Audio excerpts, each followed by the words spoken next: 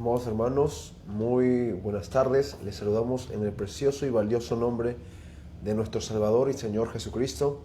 Le damos la bienvenida a este servicio de viernes por la tarde. Acompáñenos, por favor, a darle la bienvenida al Espíritu Santo con esta oración. Señor Jesucristo, en este lugar que ha sido provisto para que tú nos visites, Señor, invocamos tu santo nombre, Señor Jesucristo, porque tú nos diste una promesa que donde estuvieran 2 o 3 reunidos en tu santo nombre, tú te harías presente, Señor. Creemos en ti, creemos que tus palabras no pueden fallar.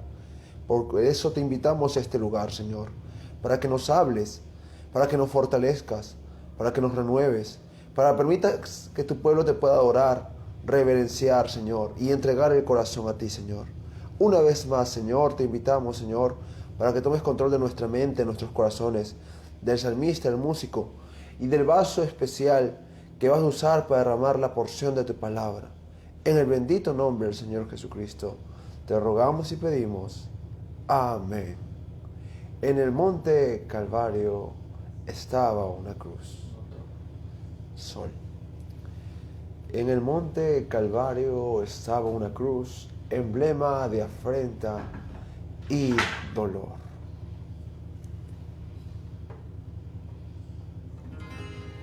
En el monte Calvario estaba una cruz, emblema de afrenta y dolor. Mas yo amo esa cruz, no murió mi Jesús por salvar al más vil pecador. Hoy yo siempre amaré esa cruz. En sus triunfos mi gloria será, y algún día en vez de una cruz mi corona Jesús me dará. Yo seré siempre fiel a la cruz de Jesús. Sus desprecios con él llevaré, y algún día feliz con los santos en luz, para siempre su gloria veré. Aleluya. Hoy yo siempre amaré esa cruz. En sus triunfos mi gloria será, y algún día en vez de una cruz mi corona Jesús me dará. Hoy yo siempre amaré esa cruz.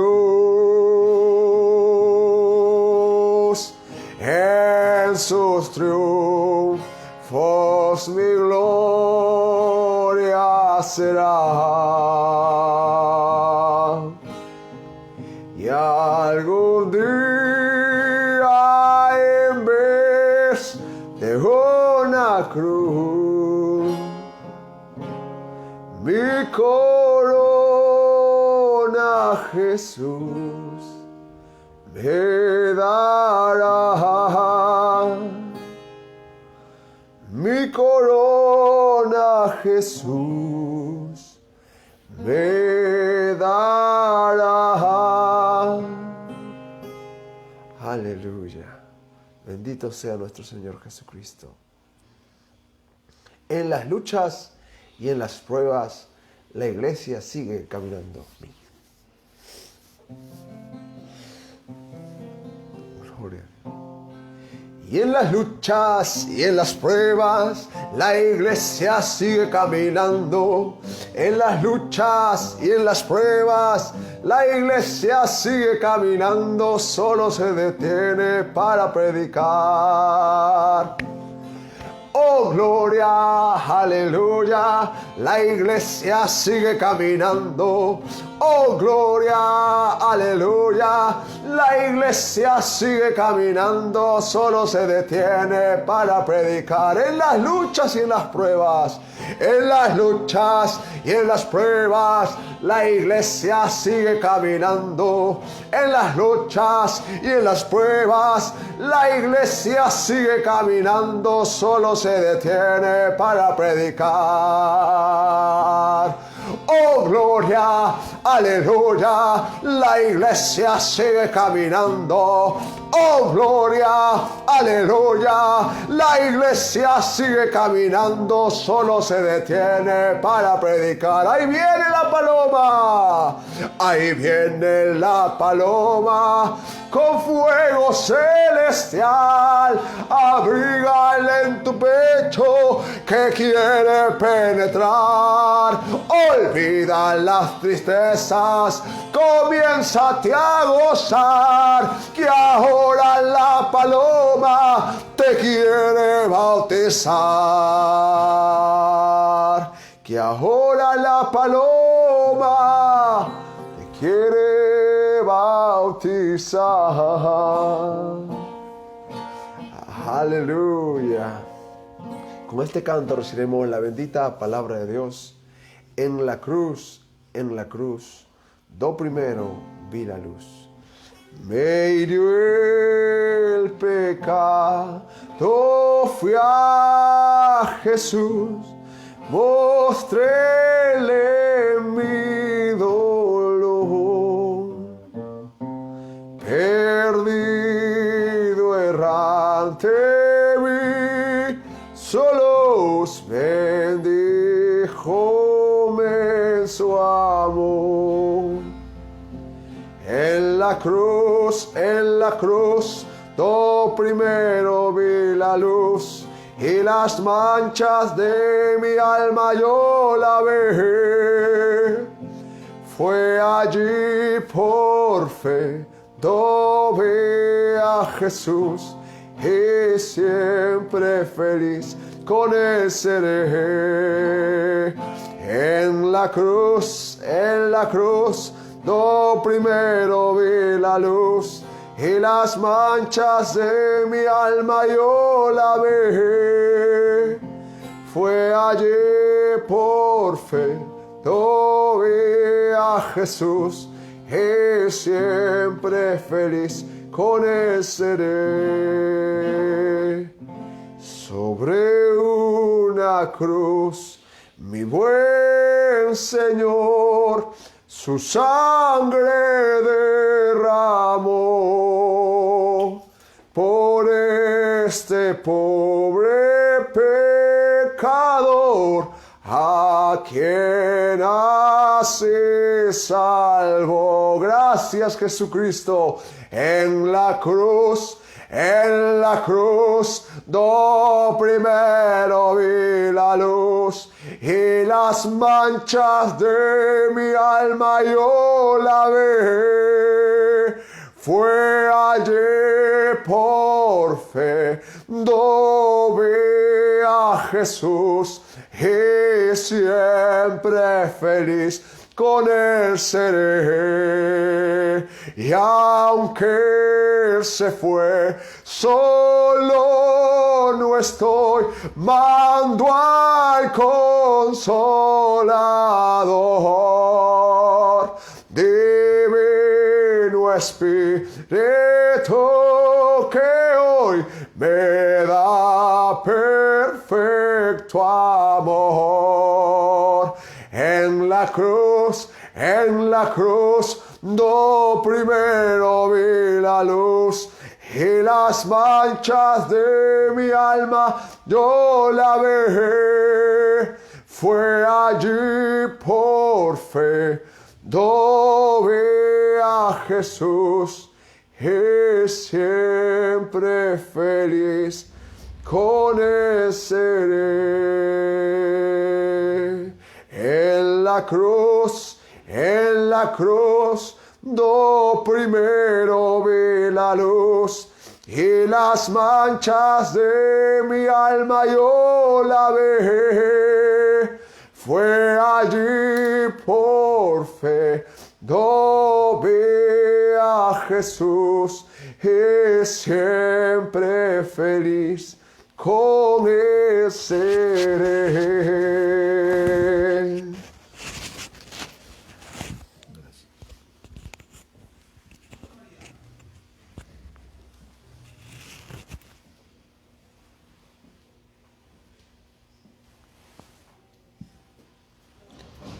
Amados hermanos, muy buenas noches. Una vez más es un privilegio para nosotros saludarle en el bendito y único nombre de nuestro Señor Jesucristo.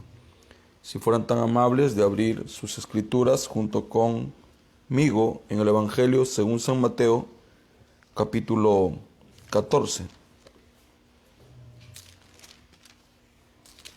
Vamos a leer, por favor, a partir del verso 22.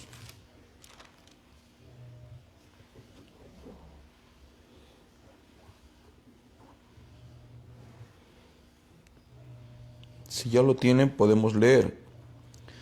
Enseguida Jesús hizo a sus discípulos entrar en la barca e ir delante de él a la otra ribera, entre tanto que él despedía a la multitud. Despedida la multitud, subió al monte a orar aparte, y cuando llegó la noche, estaba allí solo. Y ya la barca estaba en medio del mar, azotado por las olas, porque el viento era contrario. Mas a la cuarta vigilia Jesús vino a ellos andando sobre el mar, y los discípulos, viendo andar sobre el mar, se turbaron, diciendo: un fantasma, y dieron voces de miedo. Pero enseguida Jesús les habló diciendo: tened ánimo, yo soy, no temáis. El Señor Jesús bendiga la lectura de su palabra. Vamos a inclinar nuestros rostros y vamos a orar. Bondadoso Padre Celestial, una vez más nos acercamos a tu divina presencia con palabras de oración para rogarte, suplicarte, pedirte que nos ayudes, Señor, en esta parte del servicio que es la más importante, y no, Señor, porque esté parado yo al frente o uno de nosotros, sino porque es el momento que a ti te pertenece. Señor Jesucristo, Rey de Reyes, Señores, Señores, acepta nuestra invitación y nuestra solicitud. Ven, Señor, ponte al frente y, Señor, toma la preeminencia que solo a ti te pertenece. Reconozco y reconocemos que solamente somos instrumentos, que si tú no te hubieras fijado en ellos, no tendrían nada de valor. Yo reconozco mis límites. Soy limitado, soy nada. Pero he aprendido a conocerte, Señor, en lo ilimitado de tu poder, en tu magnificencia y también en tu bondad. Padre, ven, Señor, y úsanos como lo que somos, solamente instrumentos. En el nombre de Jesucristo, tu Hijo amado, así yo te lo pido. Amén. Hermanos, si están ustedes de pie, les invito por favor a que tomen sus lugares en esta noche.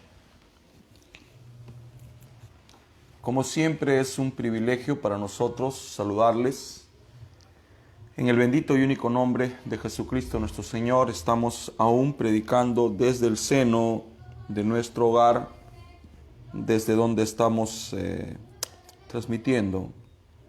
Estamos contentos por este privilegio que significa servirle a nuestro Padre Celestial, a la expectativa de lo que está sucediendo y lo que va a suceder, atentos a el reloj de Dios, atentos a los tiempos, aprendiendo a mirar las señales, aprendiendo a mirar el cielo para ver qué quiere decirnos, aprendiendo a mirar el movimiento de las naciones, aprendiendo a mirar los sucesos, los acontecimientos, porque ellos traen un mensaje detrás de todo. Estaba el día de ayer buscando en el registro de los mensajes que predicó nuestro amado hermano Branham, cuántas veces él predicó el mensaje a Elohim. Y me encontré, para mi sorpresa, que él predicó el mensaje a Elohim en 17 ocasiones. Y esto fue muy gratificante para mí, mucho más al saber que él predicó este mensaje durante 7 años continuos.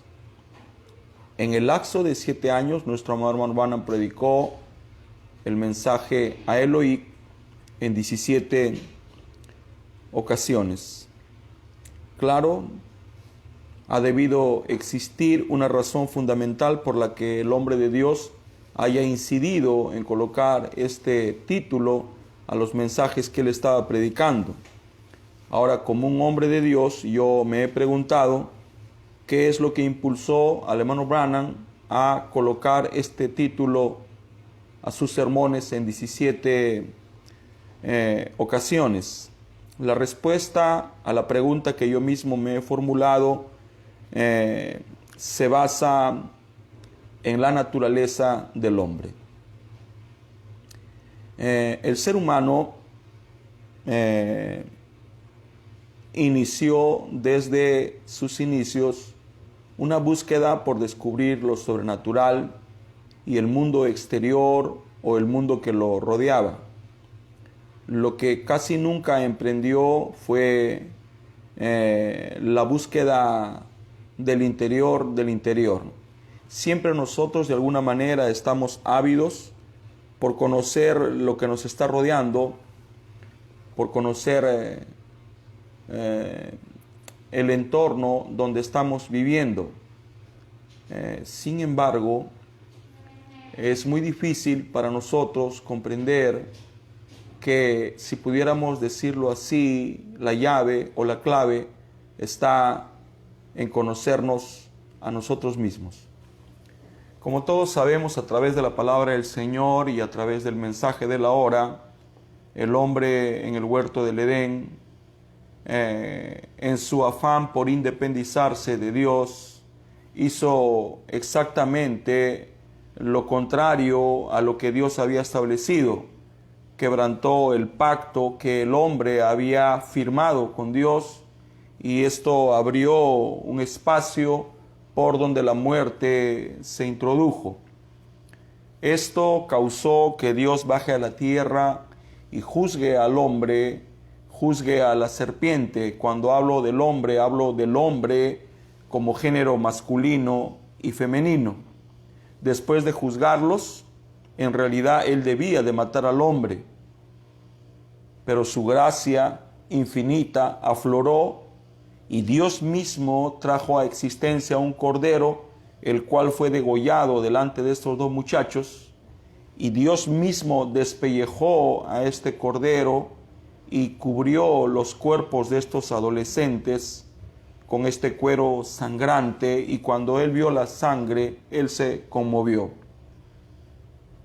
Naturalmente, Dios es una fuente inagotable de amor, y él, en lo profundo de su corazón, estaba sufriendo por lo que él estaba presenciando, la expulsión de su hijo del huerto del Edén. Mas Dios no podía irse en contra de su propia palabra. El hombre había pecado y él mismo había establecido: el día que pecares, ese día moriréis. Si Dios hubiera cambiado de opinión, si Dios hubiera cambiado de parecer, eso hubiera mostrado una falla en él. Estábamos escuchando a nuestro amado hermano Johan predicar, ayudarnos, y él decía que si Dios cambiara de opinión, significaría para nosotros zozobra, porque no tendríamos un punto fijo para apoyarnos. Dios no es como el hombre. Yo, por ejemplo, puedo idear un plan, puedo diseñar un proyecto y al día siguiente puedo mejorarlo. Ese soy yo, porque soy un ser finito. Dios no es así. Dios es infinito y cuando Él dice algo, eso es perfecto. Eso es poderoso ayer, es poderoso hoy y será poderoso mañana. Amen. Esa es una de las características que tiene nuestro buen Dios, que es inmutable, incambiable. Yo, Jehová, no mudo. Amén, hermanos preciosos. Entonces, desde ese momento en que el hombre fue expulsado del huerto del Edén, él se movió a una búsqueda de lo sobrenatural porque empezó a experimentar un vacío, una carencia, una necesidad que no sabía describir, pero que significaba la ausencia de algo vital en su interior. ¿Qué es lo que había sucedido? Que un abismo de separación había nacido a consecuencia del pecado. El pecado había separado al hombre de Dios. Recuerden que Dios no deja al hombre, es el hombre quien deja a Dios, y el hombre apoyándose en su propio entendimiento, en su propia prudencia, dejó a Dios. Hay mucha gente que tiene un concepto equivocado cuando escucha la palabra previo conocimiento. Y hay muchos que piensan que Dios decidió que Adán peque o que su esposa peque. No, Dios no decidió por Adán. Dios no decidió por su esposa. Dios no decidió por la serpiente. Dios ya lo sabía por su previo conocimiento, pero Dios no decidió por ellos como no decide por nosotros. Él colocó en la tierra y en el cielo una ley para regirlas, y esta era la ley del libre albedrío. Y Dios miró que el hombre en su libre albedrío iba a salirse de su posición. Él iba a tomar una decisión que iba a irse en contra de la propia palabra, y fue el hombre en su libre albedrío que decidió morir lentamente. En su búsqueda de llenar ese vacío, de saciar esa sed, de aplacar el hambre interna que no sabía explicar, el hombre se fue buscando a qué aferrarse, fue buscando a qué seguir. Siempre el hombre ha estado en la búsqueda de qué aferrarse. Y esta búsqueda llevó a la humanidad a construir las grandes religiones. Las más grandes religiones que han nacido a lo largo de la humanidad han nacido a consecuencia de esa necesidad. ¿Y por qué esa necesidad? Porque el hombre fue creado para adorar. Nosotros somos criaturas creadas para la adoración. Somos criaturas creadas para la alabanza. O sea, somos adoradores, criaturas de adoración y criaturas de alabanza. Para esto hemos sido creados y aún el pecado no nos ha quitado esa facultad. Amén. Aleluya. Tenemos facultades: alabanza, oración, adoración y reverencia. Está en nosotros la reverencia, está en nosotros la oración, está en nosotros la adoración. Aleluya. Amén, hermanos. Son facultades que están dentro de nosotros. Y llevado o movido por esas facultades, el hombre en su afán de aplacar esa necesidad fue buscando qué adorar. Entonces empezaron a adorar al sol, a quien tipificaron con el Dios supremo. Empezaron a adorar a la luna, la diosa de la noche. Empezaron a adorar a las estrellas, los dioses del firmamento. Empezaron a adorar al agua, el líquido vital. Empezaron a adorar a las bestias que se arrastraban. Todo lo que ellos veían lo consideraban una divinidad. Le entregaban reverencia, adoración, sus oraciones. Y era en la necesidad que tiene el hombre de adorar. Hemos estado, por la gracia de Dios, mirando Mateo capítulo 17. Y aprendimos a través de la lectura que Jesús tomó a Pedro, Jacobo y Juan y los llevó a un monte alto y se transfiguró delante de ellos. Y cuando Él se transfiguró delante de ellos, de repente lo estaban escoltando Moisés y Elías. Y cuando vio esto Pedro, le bajó la revelación. Y él creyó que lo que él estaba viendo respondía a la necesidad de la gente. Entonces, después que todo pasó, le dijo: ¿no es conveniente acaso levantar 3 pabellones, construir 3 enramadas, 3 altares, 3 iglesias? Una para los que creen solo en el Pentateuco, la ley. Otros para los que creen el Pentateuco y a los profetas. Y otros para los que deciden creer en ti. ¿Qué es lo que estamos viendo aquí en el apóstol Pedro? Su naturaleza humana. Amén. Esa inclinación, esa tendencia a adorar, esa inclinación, esa tendencia a seguir. Entonces escucharon una voz del cielo que dijo: a él oí. Amén. Ya no hay confusión. Ya Dios dijo: a él oí. Entonces yo miro aquí a nuestro amado hermano Branham predicar 17 veces el mensaje a él oíd, para responder a una necesidad que el pueblo experimentaba, y era saber a quién tenemos que oír, porque hay cientos, por no decir millares, de opciones religiosas, y todas nos dicen que son de parte de Dios. ¿A quién debemos oír? A él oíd.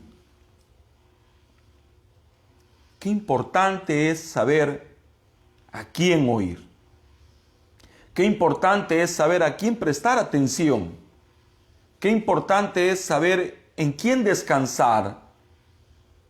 Qué importante es encontrar a alguien en el que podemos descansar, alguien a quien le podemos entregar nuestra confianza. Qué importante. Vivimos en un mundo tan cambiante.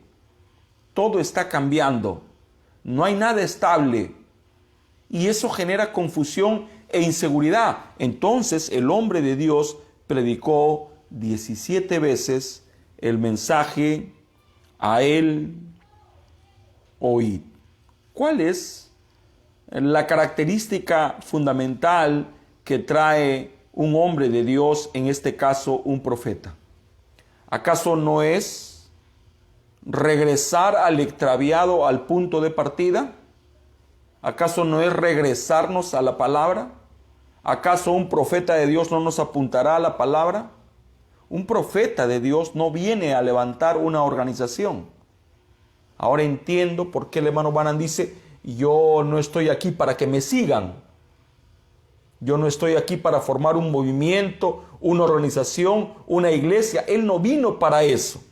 Posible nosotros, por nuestra necesidad de predicar el evangelio, estemos planeando crear o formar algunos ministerios, fundar algunas iglesias, pero ese no es el papel de un profeta. El profeta nos regresa a la palabra. Y mucho más, este profeta de Apocalipsis 17, él no levanta ni una iglesia, él no levanta ni una organización, porque esta es la última edad. Seguidamente nació en mí la curiosidad de saber qué otro mensaje el hermano Branham predicó en gran número después del mensaje a Elohim. Entonces busqué en la lista de mensajes que el hermano Branham predicó y averigüé que el hermano Branham predicó en 3 años continuos 12 veces el mensaje no temas. Durante 12 veces nuestro precioso hermano Branham predicó el mensaje no temas, y esta es ahora la razón por la cual escogí por dirección de Dios el capítulo 12 del libro de San Mateo, o 14, porque aquí nos habla la escritura que él estaba rodeado de muchedumbre, les quitó el hambre, les quitó la sed, y después, ya despidiendo a las multitudes, llamó a los 12 y les dijo, vayan adelantándose, quiero que se adelanten, yo voy a despedir a la gente, voy a asegurarme que todos se vayan, pero necesito que ustedes se adentren a la mar y me esperen. Ellos, pero ¿cómo nos va a alcanzar? Entonces la tarde cayó y Jesús empezó a meditar, Jesús empezó a orar, empezó a hablar con el Padre, y en la cuarta vigilia, cuando estaba totalmente oscuro, cuando los vientos estaban soplando y cuando una pequeña tormenta estaba azotando la barca, de repente él decidió ir al encuentro de sus discípulos. Solo que no usó ninguna barca ni otro medio de transporte. Estaba caminando por en medio de las aguas. De repente alguien divisó la silueta de un hombre y pensó, es un espectro, es un espíritu, es un fantasma. Eran 12 y de repente se llenaron de temor. De repente ese temor se convirtió en espanto, y ese espanto se exteriorizó porque empezaron a lanzar gritos de terror, estaban en pánico, estaban a punto de perder el control, y de repente dijo, no teman, soy yo. Cuando dijo no teman, una densa calma tomó control de la barca. ¡Aleluya! Pedro entró en su juicio cabal y dijo, si eres tú, permite que yo vaya a tu encuentro. Y él dijo, ven. Y entonces Pedro se adentró a la mar y empezó a caminar por encima de las aguas. Gracias, Jesucristo. A través de las redes nosotros podemos encontrar demasiada información. Buscamos en Google y encontramos la información que nosotros estamos buscando. Y cuando usted busca cuántas veces la Biblia nos dice de alguna manera que no debemos de temer, algunos resultados arrojan que son 365 veces que la Biblia sugiere que no debemos de temer. Y digo sugiere porque no específicamente dice no temas. Muchas veces dice no temas, pero otras veces quiere decir lo mismo, pero con otras palabras. Amén. Y hay algunos que dicen que son 365 veces, otros que dicen que no, Bueno, yo entiendo que muchos predicadores alguna vez hemos dicho que Jesús dijo, o la Biblia dice 365 veces que no debemos de temer. Y yo sé que es una cifra muy hermosa y que cuadra con los días del año y puede servir para decir que todos los días Dios nos dice, no temas, solo que es algo que no se puede probar. Sin embargo, al hablar acerca de este título precioso de no temas, me veo en la necesidad de definir la palabra temor. ¿Por qué el hombre siente temor? ¿Cuándo fue la primera vez que el ser humano experimentó temor? Si usted quiere saber cuál es la primera vez en que el hombre experimentó el temor, debemos de ir al libro de Génesis, porque Génesis significa el libro de los principios. Y fue en este libro donde el temor principió. Todos nosotros sabemos lo que hizo Adán. Adán masculino y Adán femenino. Todos sabemos que era el nombre de ambos. Y cuando ellos pecaron, cuando la mujer dejó que el diablo la desvista porque ella usaba un vestido que la cubría por completo. Cuando ella dejó que el diablo la desvista, ¿cómo que la desvista? ¿Acaso no dice la palabra que estaban desnudos y no lo sabían? Estaban desnudos y no estaban desnudos. Ellos estaban vestidos con inocencia. Amén. Eran inocentes. Por eso es que no lo sabían. Dios les había puesto ese ropaje de inocencia, como un niño que puede caminar por la casa totalmente desnudo y no siente vergüenza porque él no sabe que está desnudo. Es inocente. Y así nuestros padres en el huerto del Edén estaban vestidos de inocencia, pero vino un tercero, un intruso, y desvistió de a poco a nuestra madre. Cuando ella se dejó quitar la ropa, ella todavía traía esa unción. Ella se dio cuenta que no había muerto. Se dio cuenta que respiraba, que estaba viva. Se dio cuenta que el acto que ella había realizado era agradable, era delicioso, era sabroso. El hermano Branham dice que el pecado es delicioso, codiciable a los ojos, codiciable para tocar, para mirar. Entonces ella con esa misma unción envolvió a su esposo. Ahora nosotros sabemos que Adán no fue engañado, no había manera de engañarlo a Adán. ¿Cómo podían engañar a Adán si Adán era Dios? ¿Cómo podía engañar la mujer a Adán si él era un profeta? Si él tenía un pleno conocimiento de todo lo que estaba sucediendo. La que fue engañada fue la mujer, y fue engañada porque era inocente. Adán sí estaba en sus 5 cabales, estaba en sus 5 sentidos. Él decidió pecar para de esa manera salvar a su mujer que ya se había perdido. Él hizo el mismo papel que hizo Jesús por nuestros pecados. Jesús no pecó. Jesús se hizo pecado para poder salvarnos. Jesús no pecó. Jesús tomó su pecado. Jesús tomó mi pecado. Jesús tomó nuestro pecado. Y fue nuestro pecado el que mató a Jesús. Amén. A Jesús no lo mataron los clavos. No lo mataron los monigotes. Los azotes no mataron a Jesús. Los escupitajos, la corona de espina, la cruenta cruz. No. ¿Quién mató a Jesús? Los romanos tampoco. Los judíos tampoco. Basta de buscar culpables.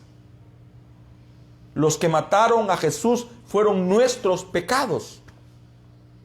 porque la paga del pecado es la muerte. Amen. Y al tomar Jesús mis pecados, al tomar Jesús sus pecados, la paga que él tenía que recibir por esa acción voluntaria era morir.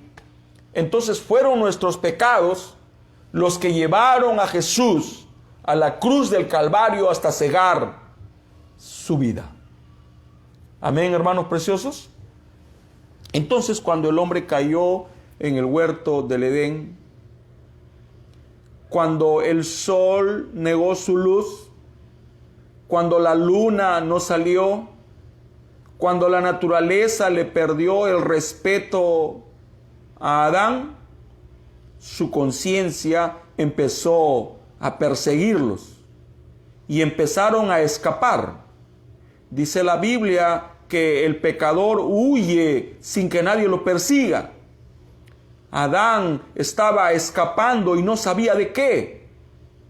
Por vez primera él experimentó miedo, temor, una sensación de angustia y de horror que lo llevó a escapar. Y de repente se escondió detrás de los árboles del huerto.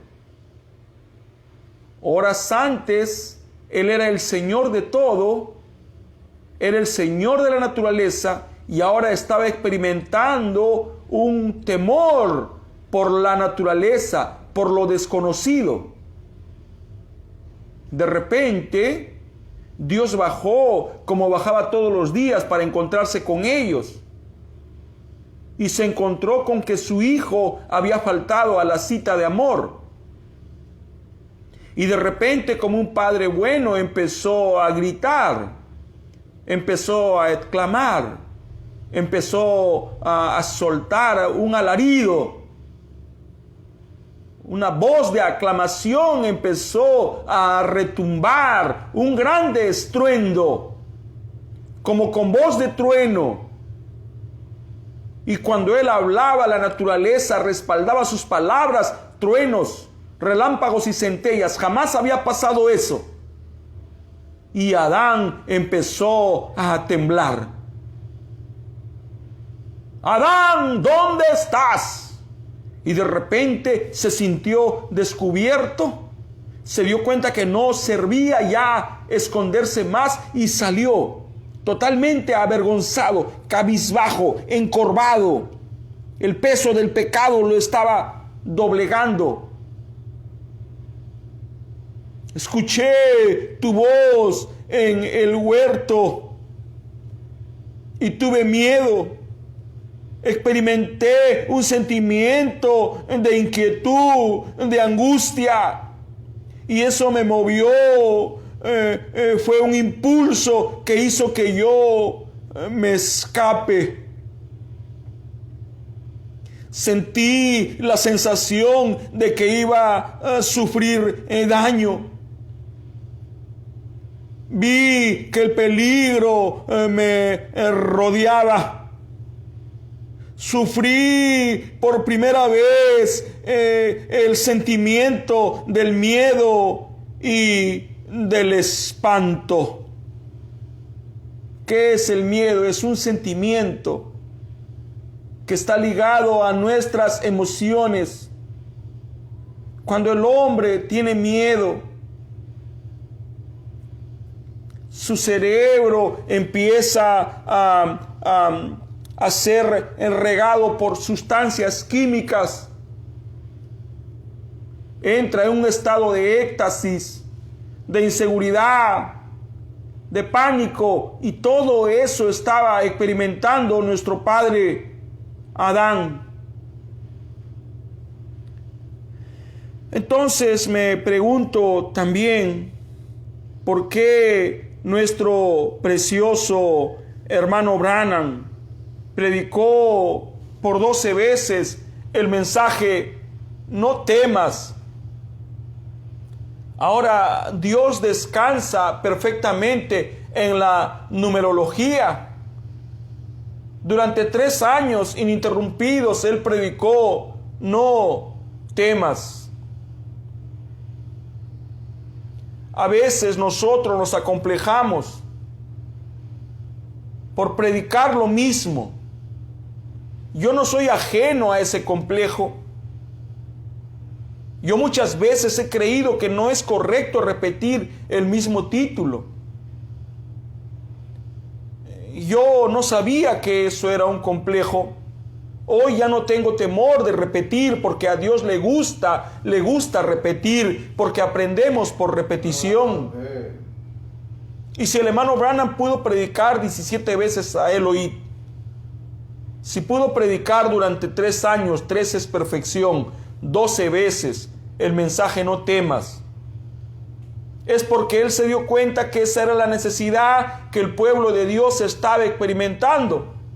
El pueblo de Dios había caído en pecado, había quebrantado la palabra del Señor.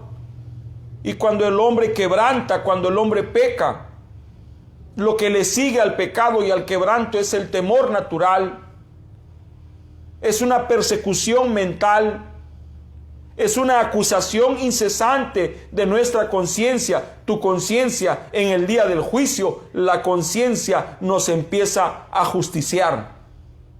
Y cuando la conciencia nos empieza a enjuiciar, el hombre se siente perdido, se siente acorralado, experimenta sentimientos de desconfianza que lo impulsan a escapar. Piensa que hay un peligro real amenazándolo, ya sea un peligro real o imaginario. Amén. Así es.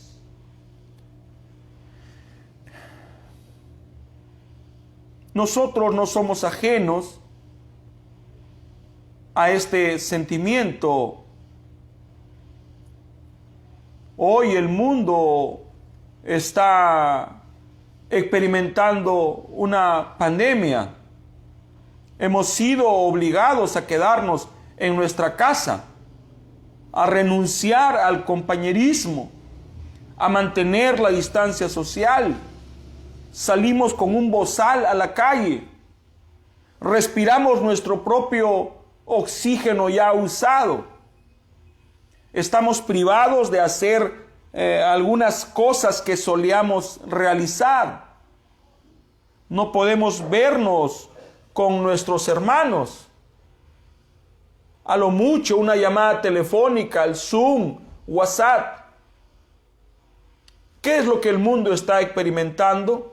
Un sentimiento de miedo, de estrés, de pánico, de persecución.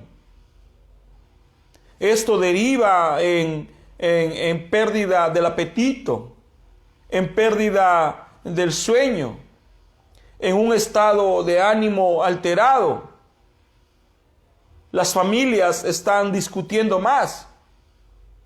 Los hijos están experimentando estrés. ¿Qué es el estrés? Estrés es temor. Temor al mañana. Un miedo al cambio. Ahora el mundo está experimentando miedo. Muchos se han hecho ricos con esta emergencia sanitaria. Y muchos han visto sus economías caer. Siempre cuando hay desgracias, alguien se beneficia de la desgracia. Muchos han perdido sus puestos de trabajo. Muchas familias tienen que reacomodarse porque el salario, el ingreso que sostenía el hogar ha menguado, ha bajado. Y esto genera miedo. Es un miedo natural. Pero aquí está Jesús. Él sabía que en la mar de la vida iba a estar flotando nuestra barca, que somos nosotros y que son nuestro propio hogar. Y él sabía que esa barca iba a ser azotada por los vientos, por las aguas, por las pruebas y por la influencia. ¡Aleluya! Y esto nos iba a sumir en un estado de miedo, en un estado de temor, en un estado de desconfianza. Así es. Y él sabía que no íbamos a saber manejar este sentimiento y que en ocasiones íbamos a explotar, íbamos a gritar, íbamos a lanzar gritos de horror. Entonces él aparece en medio de la escena para decirnos que no estamos solos, que Él es consciente de todo lo que estamos viviendo, que Él ya lo sabía, que Él tiene control sobre todas las cosas y de repente nos dice, no temas, no tengan miedo, no están solos, soy yo estoy detrás de todo. Yo tengo control sobre todas las cosas. Quiero que aprendan a depender, a descansar, a confiar, a esperar. Soy yo. No teman.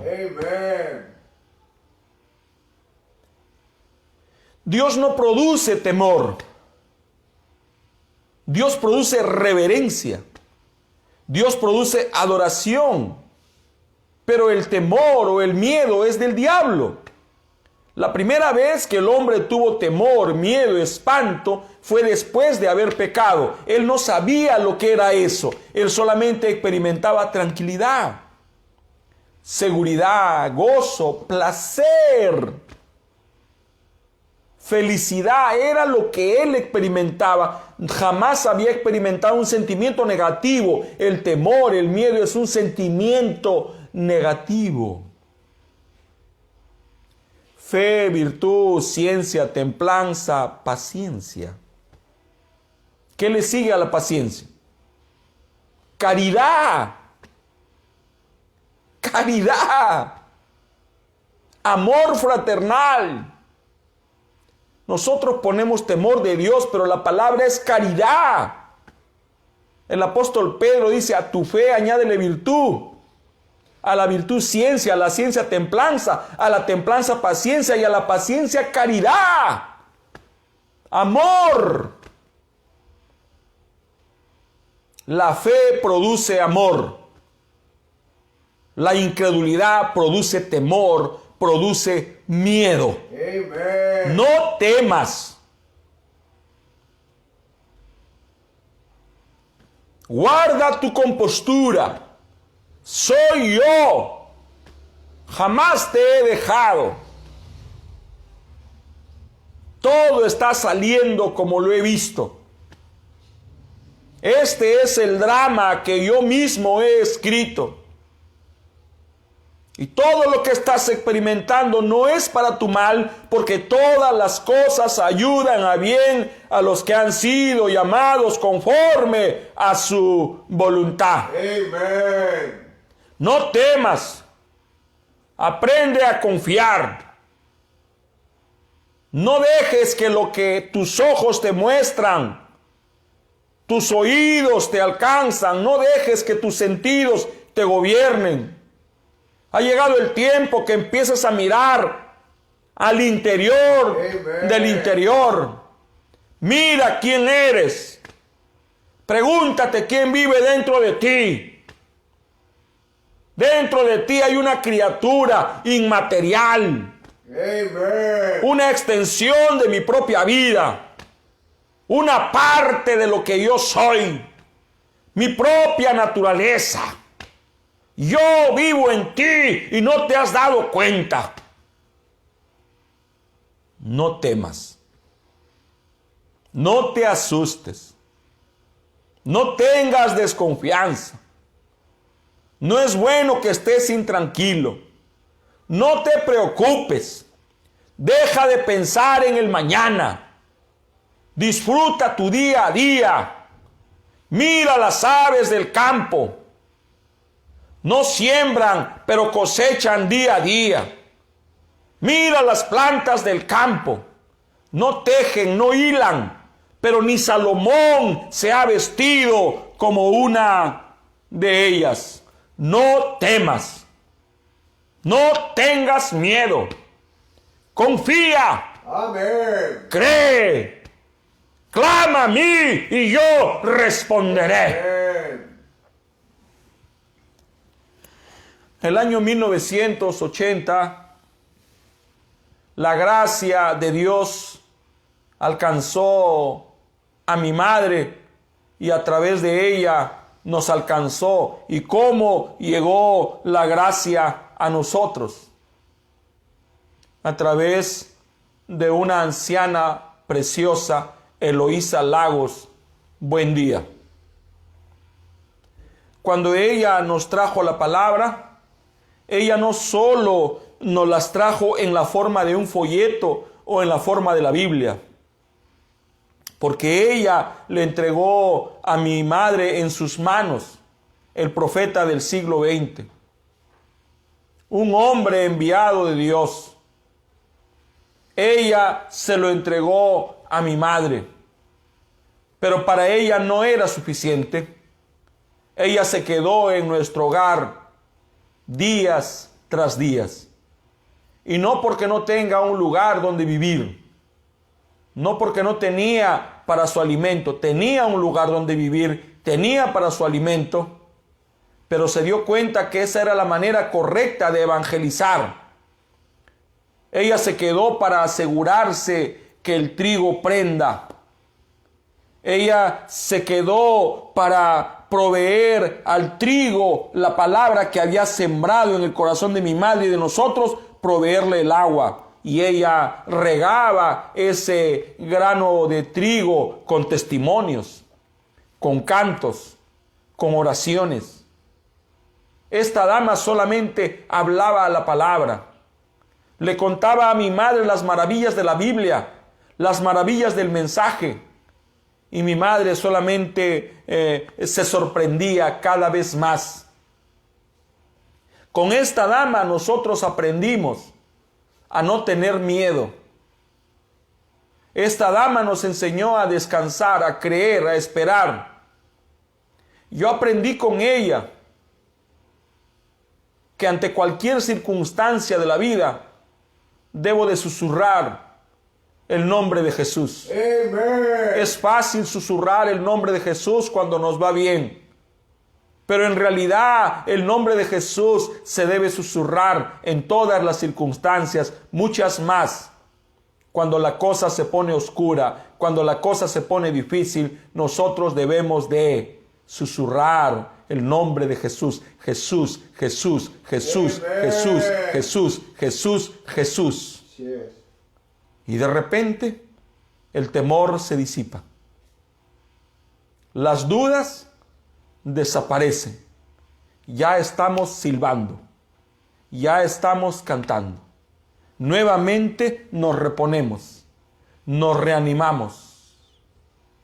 Una vez más tenemos ganas de servir, ganas de seguir caminando. Hermanos, en este viaje por la vida, nuestra balsa, nuestro bote, nuestra canoa, nuestra embarcación, muchas veces va a ser movida por las aguas y los vientos. Es allí, en medio de la lucha y de la prueba, donde si nos aquietamos, podemos ver a Jesús, podemos escuchar a Jesús. Y si el creyente solo podría prestarle oído a Jesús, le escucharía decir lo mismo que le dijo a sus discípulos hace 2000 años. No teman, soy yo. No hay que tener temor. Es Él en todo. Todos los acontecimientos que estamos viviendo están bajo control del Todopoderoso. No podemos irnos a casa. ¿Cuántos quieren irse a casa? Todos anhelamos regresar a casa. Aún eso nos produce una especie de temor. Aún Jesús experimentó temor. El temor que Jesús experimentó se convirtió en ansiedad. Esta ansiedad hizo que su presión arterial se descontrole. Los latidos de su corazón fueron más que constantes. Su respiración se le se le iba, se entrecortaba. Sudaba copiosamente. Su corazón estaba experimentando un profundo dolor. Empezó a sudar copiosamente grandes gotas de sangre. ¿Qué es lo que estaba experimentando el cuerpo de Jesús? Temor, miedo, angustia, ansiedad. Ahora usted puede decir, pero ¿cómo? Si Él era Dios, sí, pero Él no murió como Dios. Él no vino a la tierra como Dios. Ahora decimos que Él era Dios, el verbo hecho carne, sí, pero Él era un hombre como usted y como yo. Jesús aprendió a llorar, aprendió a reír. Jesús aprendió lo que era el desprecio, la humillación, la soledad, la pobreza, las burlas, el rechazo. Y ahora él iba a experimentar el dolor de la carne. Entonces Él, como un hombre, no quería morir. Él quería vivir. Él quería tener una familia. Él quería tener hijos. Él quería establecerse en la tierra porque era un hombre.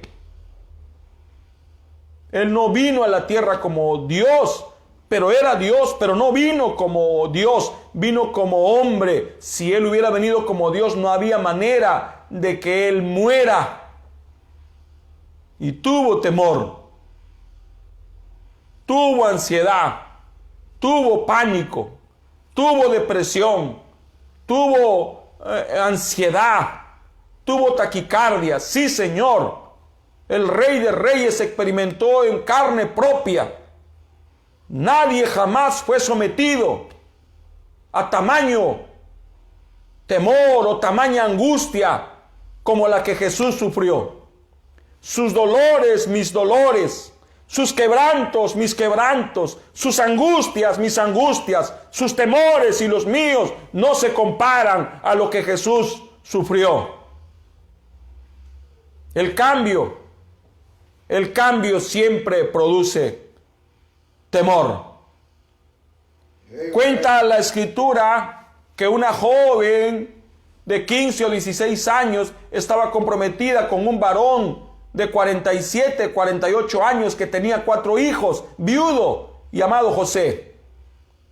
De repente, alguien se presenta donde ella estaba. Salve, muy favorecida. El Señor es contigo. Seas bendita entre todas las mujeres. Ella recibió un saludo extraño. Y después de consentir el saludo, ella recibió un mensaje detrás del saludo. Y el mensaje era: tú darás a luz un niño y ese niño salvará a su pueblo. Jesús no vino como un rey, Él vino como un salvador. Él vino a salvar a su pueblo que estaba totalmente perdido. Cuando ella recibió un mensaje, se dio cuenta que este era un ángel y se llenó de temor. Y el ángel la calmó: no temas, vengo delante de la presencia del Señor. Amén. No hay que temer. Hay que aprender a descansar. Hay que aprender a esperar. Hay que aprender a vivir confiantes en cualquier circunstancia. ¿Cómo nos da tranquilidad la economía? Pero Pablo aprendió a vivir en todas las circunstancias. Jesús aprendió a vivir en todas las circunstancias. De alguna manera hemos aprendido a vivir en todas las circunstancias. No hay que temer. Hay que esperar. Hay que confiar.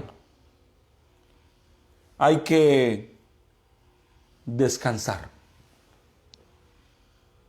Dios sella a sus hijos con fe y el diablo sella a sus hijos con miedo.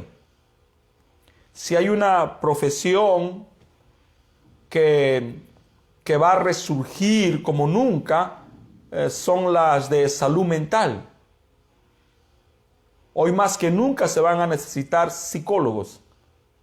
Hoy más que nunca se va a necesitar psiquiatras. La gente está intranquila. La gente es fluctuante, cambiante. La gente está temerosa. Guarden la calma. No se inquieten, no se muevan, tranquilo. No se muevan, tranquilos. No nos inquietemos. Dios tiene todo bajo control. Los discípulos experimentaron temor, pero hubo un sentimiento que sobrepujó y fue la fe. Fue la confianza, la tranquilidad de saber que no estamos solos. Hay una presencia sobrenatural e invisible que nos acompaña desde el día de nuestra concepción. Nunca lo hemos visto, no lo hemos palpado, pero está. Yo les puedo decir a qué lado de mí está esa presencia sobrenatural que jamás he podido ver. No creo por ver. ¿Cuánto me gustaría ver esa presencia para que mi fe se fortalezca, se empodere? No la vi, pero sé que está a mi lado derecho. Pero sé que también hay una presencia sobrenatural acampando alrededor de los que le temen. La Biblia así lo dice. Los ángeles de Dios acampan alrededor de los que le temen. No es el miedo, no. Los que le respetan. Los que confían en Él. Los que creen en Él. No los que tienen miedo. No debemos seguir a Dios por miedo. Debemos seguirlos por amor. El hermano Branham dice, yo amo tanto a Dios, que seguiría amándolo aun si me mandare al infierno, porque es amor. Seguir a Dios por miedo. Dios no es un monstruo, no es un tirano, no es un dictador, no es un asesino. Él es una fuente inagotable de amor. Él es una fuente inagotable de misericordia. A Dios debemos seguirles por amor. ¿Por qué servimos a nuestra esposa, a nuestros hijos? ¿Por miedo? ¿Por amor? ¿Por qué estamos predicando todos los días? ¿Por miedo? ¿Por el qué dirán? No debe ser así. Debe de ser por amor. El amor debe sobrepujar. El amor debe manifestarse. El amor debe hacerse notar. El amor de Dios debe de estar presente en todas las cosas. ¿Se siente inseguro? ¿Se siente vulnerable? Mire a su derecha y crea lo que estoy hablando. Hay una presencia sobrenatural. Un ángel de la guarda. Un ser sobrenatural comisionado para cuidarnos aquí en la tierra mientras Él así lo quiera.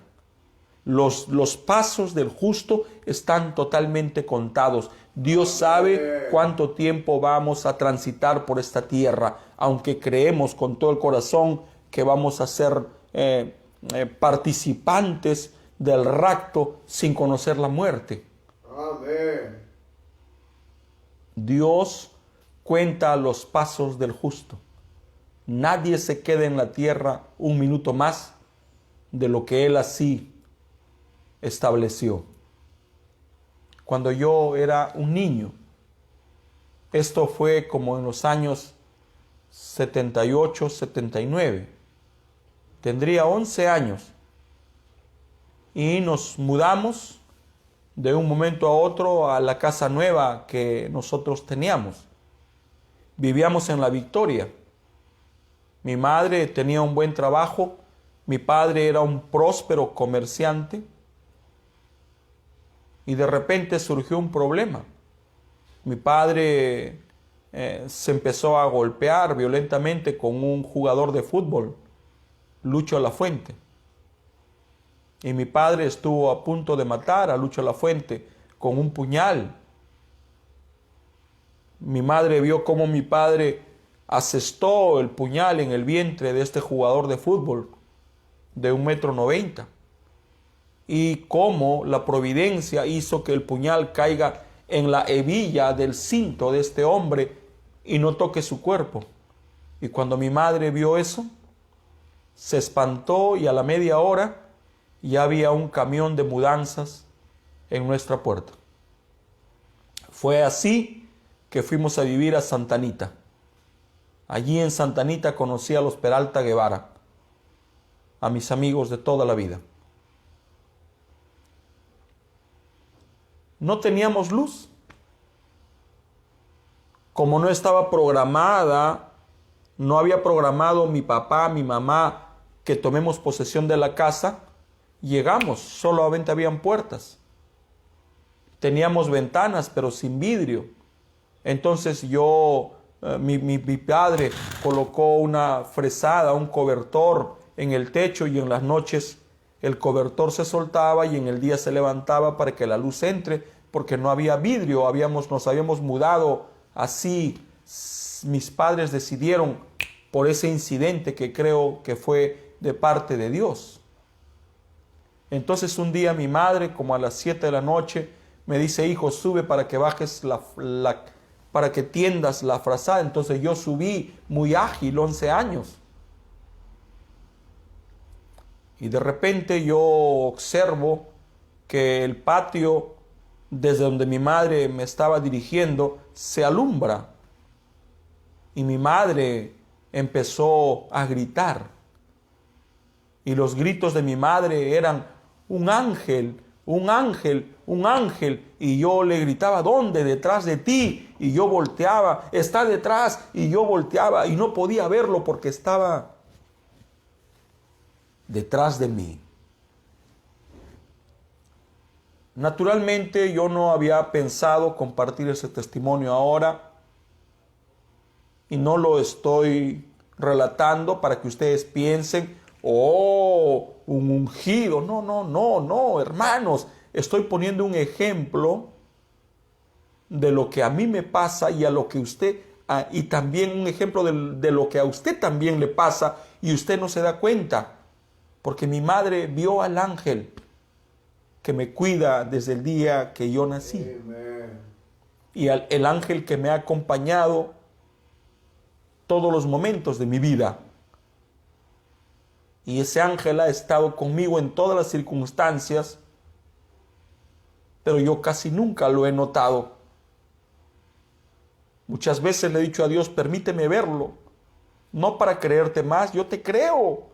No necesito verlo, pero me gustaría verlo. Me gustaría saberme rodeado, protegido.